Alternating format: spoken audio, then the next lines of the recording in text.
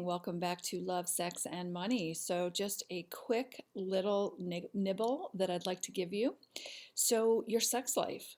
So, you find yourself in a situation where it's one sided orgasms or climaxes in the sexual connection. So, you get together, you're having sex with your partner, and then he or she finishes themselves off, rolls over, and goes to bed, and you're left with nothing. So this is important and you really need to address it. So ask your partner, before they go to sleep or right after they've kind of decided it's over and you haven't gotten your orgasm, say to them, does my orgasm matter to you? And if not, why not? And they need to give you an answer because one sided sex where only one person gets off and then the sexual encounter is over is bullshit and it's unacceptable. It's stingy, it's selfish, and it's unacceptable for you.